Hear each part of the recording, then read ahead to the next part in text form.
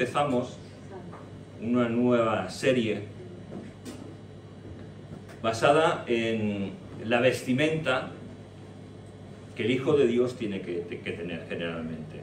La vestimenta que tú y yo tenemos que tener todos los días. En las series anteriores, que se dan la mano con esta, hemos hablado de la santidad y de cómo el creyente es feliz de verdad. Pero ahora nos está invitando a llevar una vestimenta muy especial que la encontramos en el libro de los Efesios y está basada en la armadura del cristiano. Una armadura que no podemos dejar de llevar, sino que es una armadura que vamos a tener que llevar todos los días de nuestra vida.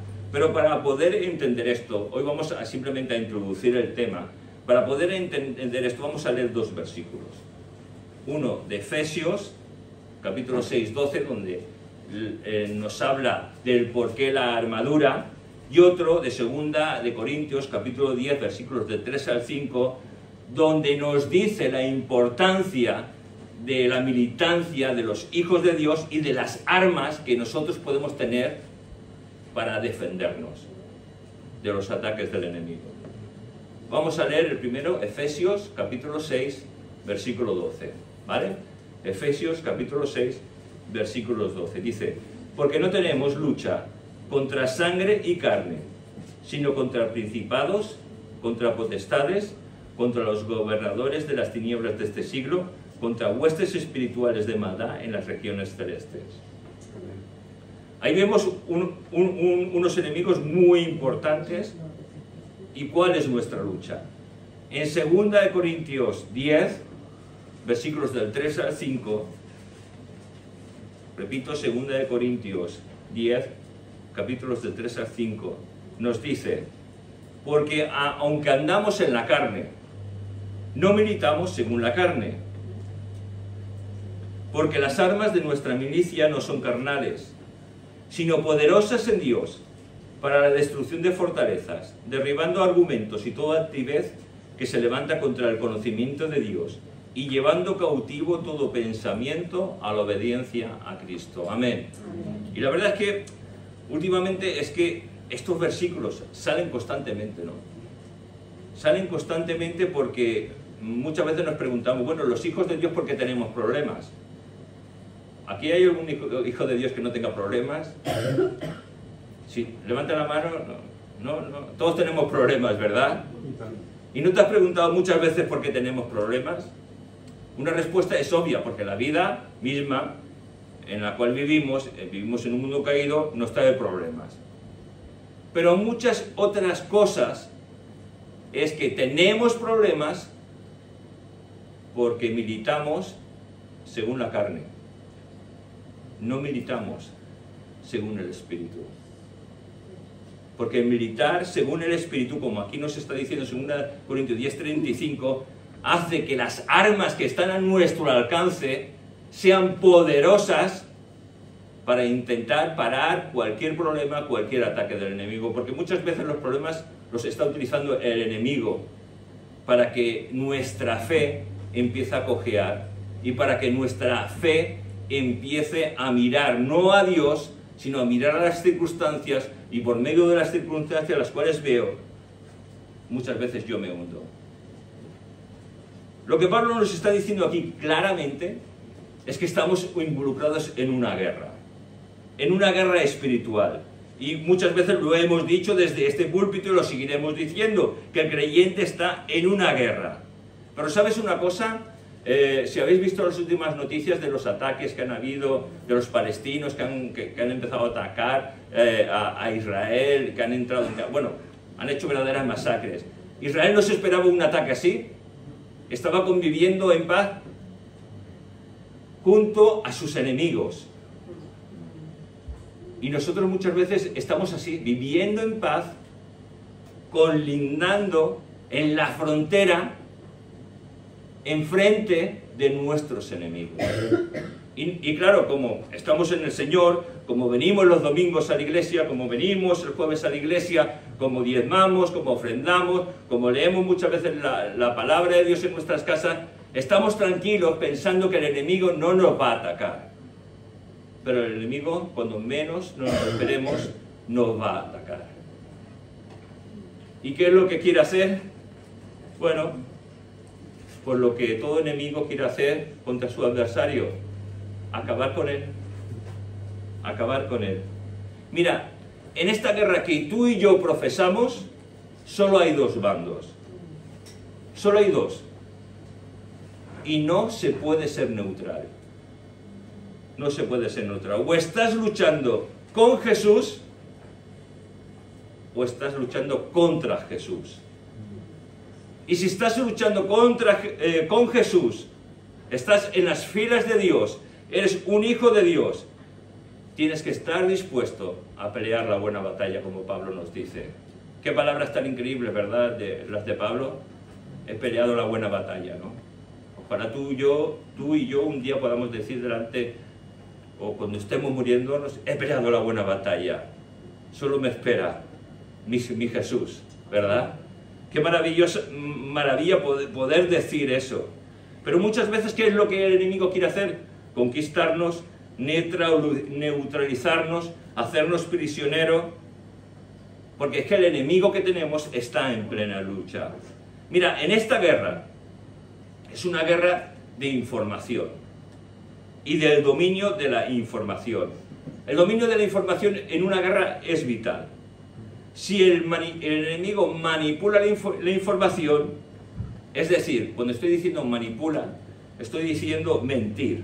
Cuando el enemigo manipula la información, podemos ser fácilmente conquistados.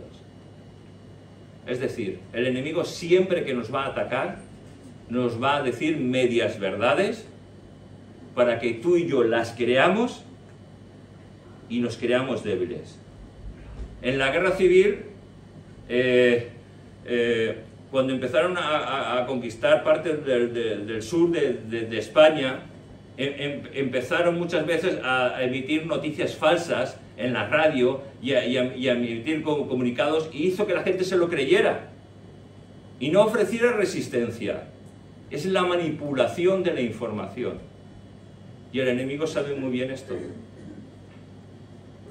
porque nos puede manipular tan fácilmente. ¿Qué se suele hacer en una guerra normal? Pues invadir, destruir, conquistar, llevar cautivos e intentar dominar el terreno conquistado. Y en nuestra guerra el enemigo quiere hacer lo mismo. Y el enemigo está ahí. Pero ¿sabes una cosa? Muchas veces el enemigo, como los palestinos, están esperando el momento adecuado, el momento justo en que nos sintamos tan cómodos, tan tranquilos, para atacarnos e intentar acabar con nosotros. Disculpadme que utilice este ejemplo tan de hoy, que es tan, no sé, tan doloroso, ¿no? Pero es que es así. Nosotros tenemos una guerra en la cual muchas veces ni nos damos cuenta, pero el enemigo está ahí. No para bendecir tu vida, sino para intentar destruir nuestra vida delante de Dios. ¿Qué se quiere conseguir? ¿Qué es lo que quiere el enemigo conseguir? Dominar argumentos, dominar conocimientos, dominar pensamientos. Mira, si el enemigo logra meter en nuestra mente una idea, una emoción o sensación, eso empezará que querramos desearlo, que querramos más, y si finalmente dentro de nosotros se va a producir dos movimientos, como en el ajedrez. Uno, o salimos corriendo, como hizo José delante de la tentación, o salimos corriendo hacia el pecado. Porque lo que él ponga, esa idea, esa emoción, esa sensación, será mucho más fuerte muchas veces de lo que tú y yo podamos resistir o aguantar. ¿Por qué? Porque el pecado no es feo. ¿El pecado es feo, hermanos? No, el pecado no es feo. El pecado es atractivo. Si no te has dado cuenta de lo atractivo que es el pecado, es que eres un poco simple. Perdona que te diga esto. Pero es que el pecado es bueno, es agradable. es bonito, es codiciable. Claro, y me puedes decir, ¿y esto desde dónde lo estás sacando? De Edén. De nuestros padres, de aquellos que pecaron. Mira, Génesis 3:6, utilizo la Biblia de las Américas, dice, cuando la mujer vio que el árbol era bueno para comer, y que era agradable a los ojos, y que el árbol era deseable para alcanzar la sabiduría, tomó de su fruto y comió. También dio a su marido que estaba con ella y él comió. ¿Os dais cuenta cómo es el pecado? Es bueno, es agradable, es bonito, es codiciable. Así es el pecado. Si te presentan, no sé, a los que nos gusta comer, nos ponen un plato de verduras con un buen Rioja, y a los que les gusta la verdura estarán encantados, pero la verdad es que con un buen Rioja unas verduras no entran muy bien, pero en cambio un buen entrecot o un solomillo con unas patatas fritas y a lo mejor un par de huevos fritos, pues ya eso está tremendo, ¿verdad? A ver, el otro día estuve con nuestro hermano Ángel tomando un café, que fue a buscar las muletas para nuestra hermana Rosa, y fuimos a tomar un café, y había ahí una chica que le pusieron 2 huevos fritos y 3 o 4 tiras de bacon. La verdad es que a mí se me fueron los ojos por el plato diciendo, madre mía, qué almuerzo tan rico, ¿no? Así es el pecado, atrayente, sugestivo. Lo peor de todo es que nos ciega. Los argumentos de Dios no van a prevalecer enfrentándose a nuestras emociones. Nuestro conocimiento de la palabra, nuestros argumentos, si en nosotros se ha puesto un deseo y una emoción, estamos en peligro. Porque lo que era un simple deseo, una emoción, se convierte en un pensamiento irresistible que involucrará una acción que querrá dominar totalmente nuestra mente y todo nuestro ser. Cuando estamos en ese momento tan irresistible, porque yo creo que estoy describiendo cuando tú y yo caemos, ¿no? Cuando tú y yo pecamos, en nosotros muchas veces se produce un deseo irresistible a no decir la verdad o a hacer lo que tengamos que hacer. Se convierte en ese deseo tan irresistible, lo cual hace que os salimos corriendo hacia Dios, os salimos corriendo a ceder ante la tentación. Aunque si somos tentados no pasa nada, pero pasa cuando cedemos ante la tentación. Hermanos, tenemos que huir. Tenemos armas que vamos a ver y tenemos que llevarlas siempre encima. No podemos vivir una vida de creyentes a la ligera. Tenemos que vivir una vida santificada en la palabra de Dios, santificada en el poder de Jesucristo. La verdad es que cuando tú y yo somos tentados, no sé si te has dado cuenta, pero nada prevalece cuando está ese deseo, esa emoción, esa sensación. Lo único que prevalece es eso. Si damos rienda suelta a nuestra carne, si no huimos o si no hacemos frente, sino que poco a poco empezamos a ceder ante ese deseo irresistible. ¿Qué es lo que nos pasa? ¿Qué es lo que te pasa? Piensa. Que dejas a Dios a un lado. No es que dejes de ser hijo de Dios, pero dejas a Dios de lado para hacer tu voluntad. No para hacer la voluntad de Dios, que la voluntad de Dios siempre es buena, agradable y perfecta, sino para hacer tu voluntad.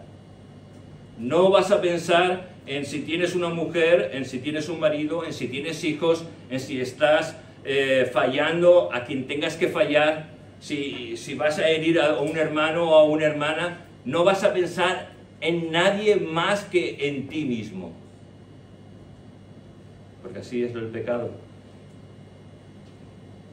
Excluye a todos y solo me incluye a mí y mi deseo para satisfacer el pecado o la tentación que está viniendo hacia mi vida.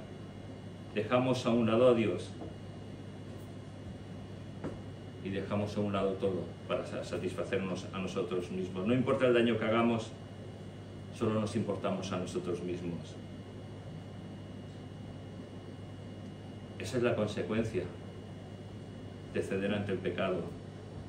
Y necesitamos recordar para esos momentos terribles, malos, que hay un escudo que va a parar los dardos del enemigo, las tentaciones, que tenemos un yelmo, que tenemos un calzado, que tenemos una coraza, que está la palabra de Dios, que es viva y eficaz, que tiene que reinar en nuestra mente y en nuestras emociones. Tenemos que recordar, hermanos, que estamos en el mundo, pero no somos del mundo. Mira, eso lo dijo Jesús. Dice, yo les he dado tu palabra, y el mundo los aborreció porque no son del mundo. Hermanos, no somos del mundo. El mundo nos aborrece. Y mira, te pongo el ejemplo. Israel, el pueblo que Dios ha escogido de entre todas las naciones de la tierra. Hablas a veces con gente, aborrecen al pueblo de Israel. Lo aborrecen. Nosotros, claro, lo amamos porque amamos a Dios y porque amamos su palabra y porque amamos lo que Dios ama. Pero los demás lo aborrecen. Pero lo que aquí Jesús nos está diciendo es que también nosotros somos aborrecibles. Mira, tú puedes tener relación con gente del mundo, te vas a llevar muy bien con ellos, hasta que tú digas, me está molestando lo que estás diciendo. Me está molestando tu forma de hablar, tu forma de decir las cosas. Yo no quiero participar de eso. Yo no quiero beber más de la cuenta. No, porque eso no agrada a Dios. Y cuando empieces a hablar de Dios, te vas a dar cuenta si tienes amigos o no tienes amigos fuera de la iglesia. Puede que sí, que tengas 1, 2, pero si te reúnes con amigos en los cuales tú te mantienes fiel delante de Dios, fiel con tu posición de creyente, de hijo de Dios, háblales de Dios. Dile, yo voy todos los domingos a la iglesia, alabo a Dios, yo leo la palabra de Dios, mi forma de pensar es esta. Yo recuerdo, tenía un cliente pescatero, creo que lo he contado alguna vez, yo me llevaba muy bien con él, muy bien. Le hice una pescadería en la calle Santalón y me invitó a comer en un restaurante y estuvimos hablando del decorador, de todas las cosas, de la iluminación, de todas las cosas que hicimos, que muy bien, muy agradecido, que el decorador, que se le invitó a una fiesta, en esa fiesta él era gay y estaba llena de gays, bueno, y yo le dije, pues qué lástima, ¿no? Porque se ve tan buena persona, pero va al infierno. ¿Pero cómo que va al infierno? Sí, porque la palabra de Dios dice que ningún homicida, ningún borracho, ninguno que se acuesta con varones, ninguno que es todo lo otro, va a entrar en el reino de los cielos. El resultado, estábamos comiendo plácidamente, él se puso de pie y me empezó a gritar en el restaurante de que era un intransigente, etcétera, etcétera. Bueno, le digo, tranquilo, etcétera. Pero que sepas que no va al cielo.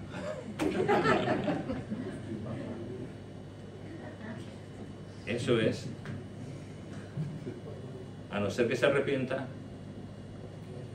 Pero no es porque sea homosexual, hermanos, no esa es la condición. Es que los heterosexuales tampoco van al reino de los cielos, a no ser que se arrepientan. Es que ninguno va a ir al reino de los cielos a no ser que pida perdón a Dios por sus pecados, seas lo que seas. No es cuestión de una ideología, de una forma de vivir la vida. Es cuestión de que uno se arrepienta, nazca de nuevo y cambie su forma de vivir para vivir conforme a la palabra de Dios. No hay nada más. Jesús decía, sigue diciendo, no ruego que los quites del mundo, sino que los guardes del mal. No soy del mundo, como tampoco yo soy del mundo. Cuando uno pasa a las filas de Dios, uno deja de pertenecer a este sistema político, social y religioso. Ya no es del mundo. Antes sí, pero ahora somos hijos de Dios, y el hijo de Dios tiene que vivir como hijo de Dios. Mira, al vivir en este mundo, en este sistema, muchas veces queremos que tú y yo tenemos que aceptar el planteamiento político, social, religioso que este mundo plantea, ¿no? Y que tenemos que aceptar sus evoluciones, pero el Hijo de Dios no puede aceptar el planteamiento de este mundo, no puede aceptar la evolución de este mundo. El Hijo de Dios tiene que aceptar lo que la palabra de Dios dice. La palabra de Dios es la norma de conducta de todo aquel que ama a Dios. No podemos amar las cosas de este mundo, pero el mundo quiere que nos adaptemos poco a poco a su sistema de pensar. Mira, eso le pasó a Lot. Eso ha pasado en muchas iglesias. Van adaptando la forma de este mundo, la forma política, la forma social, la forma religiosa. Mira, que me voy a meter en un problema, o sea, no quiero meterme en un problema, pero tengo que ser, creo que tengo que ser muy claro, en un problema político.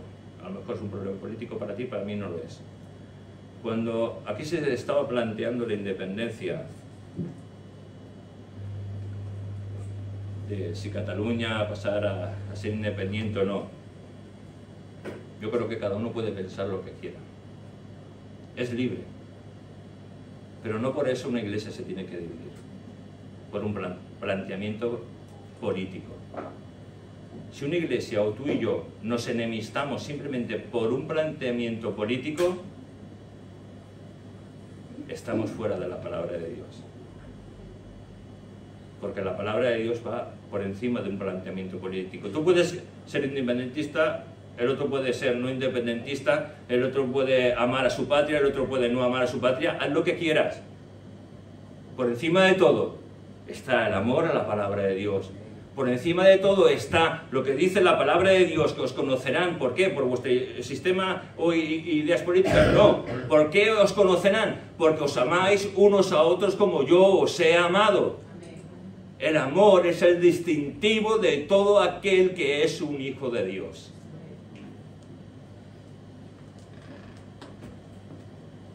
Pero muchas veces nos vamos adaptando. Mira, cuando Abraham y Lot se enfrentaron entre sí, porque la tierra parecía pequeña para ambos, Abraham se fue por un sitio y Lot se fue yendo poco a poco, día tras día, semana tras semana, mes tras mes, año tras año, hasta llegar hasta las ciudades de Sodoma y de Gomorra. ¿Y qué pasó? Perdieron la identidad que ellos tenían. Y cuando el Hijo de Dios poco a poco va cediendo a las cosas de este mundo, a su sistema social, político, religioso, el Hijo de Dios está empezando a perder la identidad del Hijo de Dios. Las consecuencias de adaptarnos, tener una mente como la que tiene el mundo y no como la que tiene Dios. Estamos llamados tú y yo no a tener una mente como la gente que nos rodea, sino tener una mente como la que tiene Dios, basada en los principios y los decretos de la palabra de Dios. No estamos llamados a adaptarnos, estamos llamados a ser luz en un mundo de oscuridad, en un mundo de tinieblas. Cueste lo que nos cuesta, hay hermanos nuestros que están dando su vida por amor a Jesucristo. Y la verdad es que muchas veces desde nuestra comodidad de que no somos perseguidas, no nos damos cuenta que hay hermanos nuestros en todo Oriente que están dando su vida por amor a Cristo y que tenemos que orar nosotros por ellos. La consecuencia de la adaptación es muchas veces no entender ese versículo que nos dice todo nos es lícito, pero no todo me conviene, todo me es lícito, mas no todo edifica. Pero yo creo que tenemos que tener claro todo esto, porque nuestra dependencia, como he dicho, es totalmente de la palabra de Dios y de nuestro acercamiento hacia Dios. Ahora, en esa batalla que estamos enfrentando tantas veces tú y yo, viene lo que es preocupante. El hecho está de que si está bien aquello que queremos hacer o no está bien, o cuando nos proponemos un propósito. Generalmente el Hijo de Dios no consulta a Dios cuando tiene propósitos en su vida. No consulta cuando va a hacer algo importante, a lo mejor como comprar una vivienda. No consulta cuando va a comprar un coche. No consulta con quién me voy a casar. No consulta tantas y tantas cosas que creo que son imprescindibles consultar con Dios para saber cuál es su voluntad. A lo mejor tú esto no lo ves importante, pero es importante hablar con Dios, es importante tener esa comunión, porque las consecuencias que vamos a tener después también van a ser importantes. Las consecuencias de no obedecer, de no aceptar la voluntad de Dios. La cuestión es, en nuestro caminar como hijos de Dios, cuando queremos hacer algo, sí, porque sí lo queremos hacer, porque lo deseamos, porque el enemigo está influenciando de tal manera nuestros pensamientos y nuestra manera de ser, que quiere que hagamos ciertas cosas sin importar las consecuencias. Consultemos a Dios. Consultemos a Dios. Mira, en este pasaje que nos dice que no todo nos conviene, hay más. Dice, más no todo edifica. Y ahí está la clave. Lo que voy a hacer, lo que voy a querer, ¿va a edificar mi vida? Claro, consulto a Dios. Pero cuando no consulto a Dios, no me importa si va a hacer daño a un tercero, si va a hacer daño a alguien, porque simplemente va a traer placer a mi vida. Voy a edificar mi alma. Pero la clave es, ¿edifica mi vida espiritual o simplemente satisface mi vida natural? Tenemos una lucha espiritual, hermanos, en la que muchas veces pensamos que somos débiles, y hacemos bien en pensar que somos débiles porque lo somos, porque el Hijo de Dios tiene que tener una dependencia total de Dios. Y cuando no la tenemos, porque pensamos que llevamos muchos años en el Señor, a veces uno puede pensar, yo llevo tantos años en el Señor, yo he hecho un seminario, yo llevo en la iglesia tantos años. Mira, eso no te sirve de nada si no tienes un encuentro con Dios todos los días de tu vida. Y cuando digo tener un encuentro con Dios, es ir a buscar a Dios con todo tu corazón, el deseo de leer la palabra de Dios para que la palabra de Dios llene tu mente y tu corazón y tu vida, el deseo de apartar un tiempo para que Dios sea el centro. Hermanos, tantas veces tú y yo nos saturamos de muchas cosas. Escuchaba un comentario de una persona que decía que tenía Netflix, que tenía Amazon Prime y que tenía Disney y HBO, ¿sabéis? Todos estos 4 canales. Y decía que estaba buscando una película, pero que no encontré ninguna película en ninguno de esos canales que le gustara. Yo no sé qué cantidad de películas, pero hermanos, 4 canales con un montón de películas, ¿no hay ni una película? Así somos nosotros. saturarnos de Dios, llenarnos de Dios.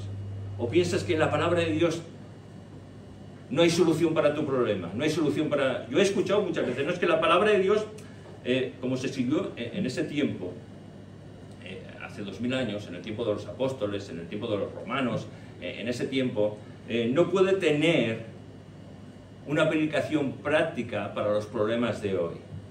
Mira, y yo quiero decirte una cosa, si la palabra de Dios no tiene, a pesar de los cambios que han habido a través de los siglos, si la palabra de Dios no tiene solución para un problema del alma, del espíritu, hermanos, vayámonos ya mismo. Porque entonces estamos creyendo que Dios no es soberano, que Dios no es el mismo ayer, hoy y por los siglos de los siglos. Y Dios, hermanos, no ha cambiado. Hace 2000 años sigue siendo el mismo, hace 3000 años sigue siendo el mismo. El hombre va cambiando, el hombre va interactuando con su medio ambiente y va haciendo un caos terrible. Pero la palabra de Dios permanecerá para siempre. Y la palabra de Dios tiene solución para el problema de cualquier hombre y mujer en este siglo presente. La cuestión es que nos tenemos que acercar a la palabra de Dios. Porque cuando nos alejamos de ella, es cuando empezamos a tener problemas los hijos de Dios. Tenemos armas poderosas, armas que Dios nos dice cómo son. Fíjate, dice que son poderosas para destrucción de fortalezas, que derriban argumentos y toda altivez que se levanta contra el conocimiento de Dios. Esas son las armas que los hijos de Dios tenemos y de las que no nos damos cuenta de que están a nuestro alcance. ¿Por qué?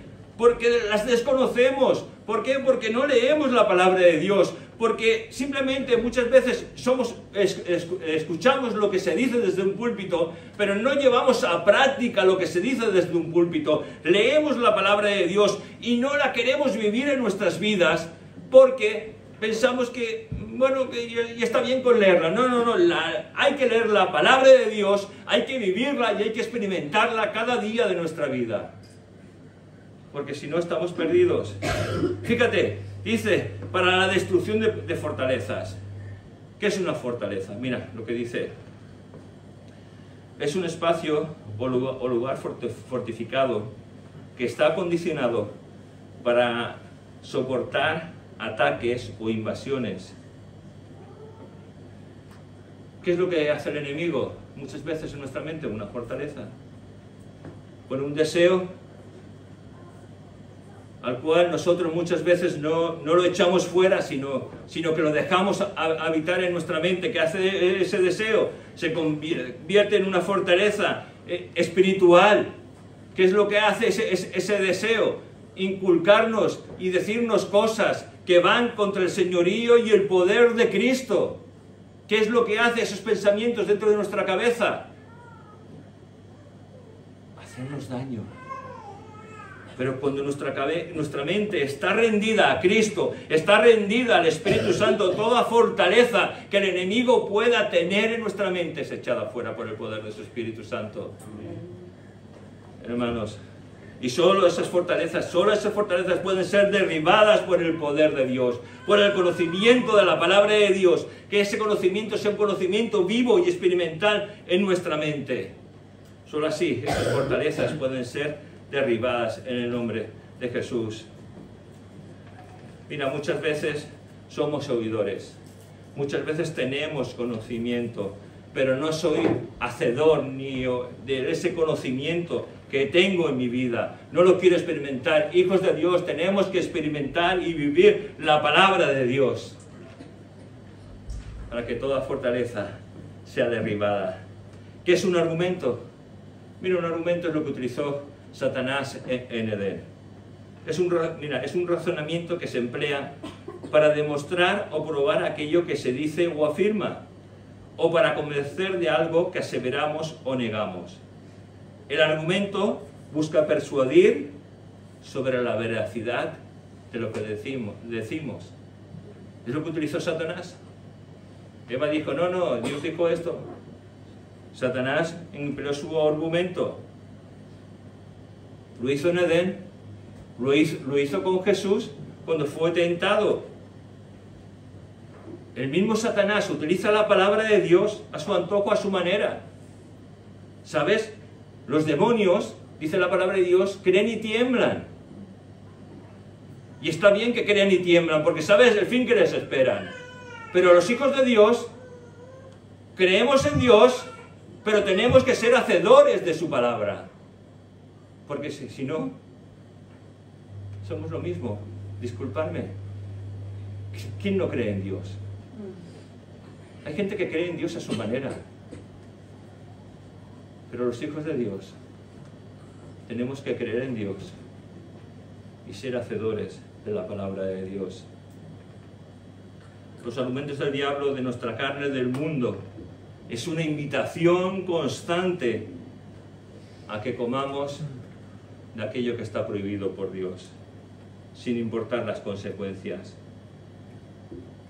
La verdad es que estamos en unos momentos que creo que tenemos que despertar. La palabra de Dios dice: despiértate tú que duermes y te alumbrará Cristo. Y hermanos, tenemos que despertar. El Hijo de Dios, en estos momentos, no podemos estar dormidos. Mira, hay tantas señales de que el Señor viene. Claro, tú me puedes decir otra vez, pero bueno, pero es que en tiempos de Jesús vendían todo lo que tenían porque creían que Jesús iba a venir. Sí, es verdad. En tiempos de Jesús creían que Jesús iba a venir. Pero hermanos, nunca antes las señales han sido como hasta ahora. Empezando por el resurgimiento de Israel como nación. Y vemos guerras y rumores de guerra, y vemos lo que está pasando en Israel, y vemos las enfermedades, y vemos una serie de cosas. Señor, hermanos, el Señor está a las puertas. El Señor está a las puertas. ¿Cómo es nuestra vida? ¿Estamos peleando esa buena batalla o simplemente nos estamos conformando tal y como somos? Mira, en tiempos de Jesús, él ya no estaba, pero había un hombre que sobresalía de entre todos los hombres porque estaba demostrando en medio de su tiempo, en medio de su generación, que hacía la voluntad de Dios. ¿Y cómo hacía la voluntad de Dios? La hacía sacando a creyentes en Jesús de las sinagogas, de sus casas, y matándolos. Cogió a un hombre llamado Esteban y consintió en que fuera apedreado delante suyo. Este hombre era Pablo. Él creía hacer la voluntad de Dios. Pero en un momento dado Jesús se reveló a Pablo. Él iba a Damasco para seguir continuando con sus matanzas, pensando que agradaba a Dios. Hermanos, fijaos lo que os estoy diciendo. En su corazón y en su mente pensaba que estaba agradando a Dios y que hacía la voluntad de Dios. Pero Jesús tiene que salir a su encuentro. Y en ese camino, una luz destellante, Jesús mismo hace que Pablo caiga al suelo delante del poder de nuestro Señor Jesucristo. Y desde entonces su vida cambió. Hermanos, ¿nuestra vida ha cambiado? ¿Nuestra vida ha cambiado? ¿O sigue como siempre? Porque nuestra vida tiene que cambiar. Desde el momento que Cristo vino a nuestra vida, hermanos, tenemos que crecer. Hazte un autoanálisis, por favor. Nos tomamos 20 segundos. ¿Eres el mismo que hace un año? ¿Eres el mismo? ¿Ha cambiado tu conocimiento de la palabra? ¿Has aprendido? ¿Has crecido? ¿O simplemente has engordado? Porque o crecemos o engordamos. Si engordamos, te recomiendo, apúntate al gimnasio. Al gimnasio de la palabra de Dios. empieza a adentrarte en ese gimnasio. Lee, ora, ayuna y verás cómo dejarás de engordar. Y tendrás otra actitud y tu salud espiritual será mejor. Porque cuando engordamos, empezamos a tener ciertas carencias y ciertas enfermedades que van a hacer daño a nuestro cuerpo. El sobrepeso ejerce tanta presión sobre nuestros huesos que los debilita y nuestras articulaciones. Hermanos, nuestras cargas, si leemos la palabra de Dios, sabemos que nuestras cargas, aquello que no podemos llevar, no lo tenemos que llevar nosotros. Lo tenemos que poner a los pies de Jesucristo. ¿Por qué? Porque leemos la palabra de Dios y entendemos que si llevamos nosotros las cargas nos vamos a hundir. Vamos a entrar en una depresión, vamos a entrar en un estado que no sabemos qué saber, pero cuando nosotros leemos la palabra de Dios y confiamos en el Dios de la palabra, le decimos, Señor, aquí tienes mis cargas. Aquí tienes mis cargas. Haz tú lo que quieras. Necesitamos vivir la palabra de Dios, derribar los argumentos de nuestros enemigos. Para ello, conocimiento de la palabra de Dios. Nuestra mente tiene que ser saturada, no por Netflix, no por HBO, no por el WhatsApp o el Instagram, por la palabra de Dios. Hermanos, yo no sé cuánto tiempo dedicas a las redes sociales, pero estamos en un tiempo en que el enemigo ha tenido el plan infalible para despistar a los hijos de Dios.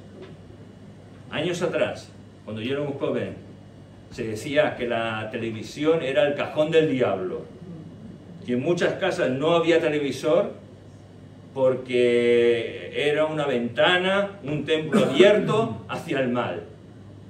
Y en ese tiempo las televisores eran pequeñitas, 23, 24 pulgadas. Hoy 60 pulgadas en casa. Y estamos así, viéndola. No, yo no digo que sea malo. No es malo tener redes sociales. Lo malo es dedicar más tiempo a todo ello que a conocer al Dios que ha dado su vida por cada uno de nosotros. Eso es lo malo, hermanos. Y nuestra mente tiene que estar saturada de la palabra de Dios, que no esté saturada por tantas cosas que intentan dominar y hacer que ni que durmamos bien, ni de que vivamos bien, y hacer que vivamos muchas veces esclavizados por nuestra forma de pensar, porque nuestros pensamientos tienen que estar sometidos a la voluntad de Dios. Vamos a ir concluyendo. Fíjate lo que está diciendo: altivez, contra toda altivez. ¿Qué es la altivez? Fíjate, la altivez es un sentimiento de superioridad frente a los demás, que provoca un trato distante o despreciativo hacia ellos. La altivez no es nada más ni nada menos que el orgullo o la soberbia. Es el pecado de Satanás, es el pecado de él. Quiso ser más que Dios. Su orgullo hizo que quisiera ser más que nuestro Creador.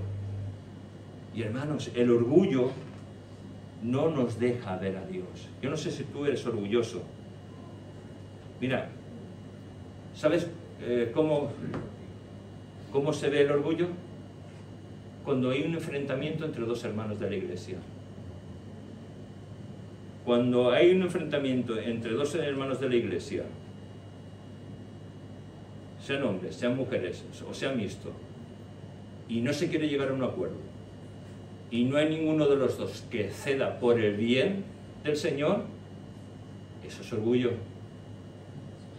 Hermanos, eso es orgullo. Yo estuve una vez en una confrontación de dos hermanas, y recuerdo aquello que no sé si era Corintio o qué carta era, que hablaba de Síntoque. Muchas gracias, muy bien.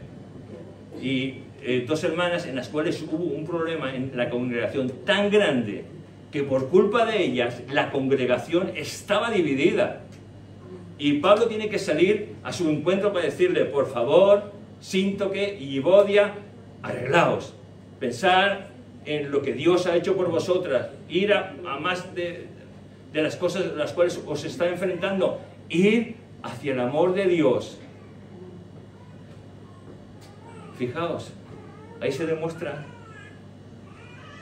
si hay orgullo o no. Porque muchas veces pensamos, yo no soy orgulloso, yo soy una persona muy fácil de llevar, soy todo amor, desprendo amor. No desprendas tanto amor. El orgullo nos dice lo grande y lo importante que somos. ¿O no? Cuando tú te crees importante y grande, es orgullo. El orgullo nos dice, yo no necesito a nadie, soy autosuficiente.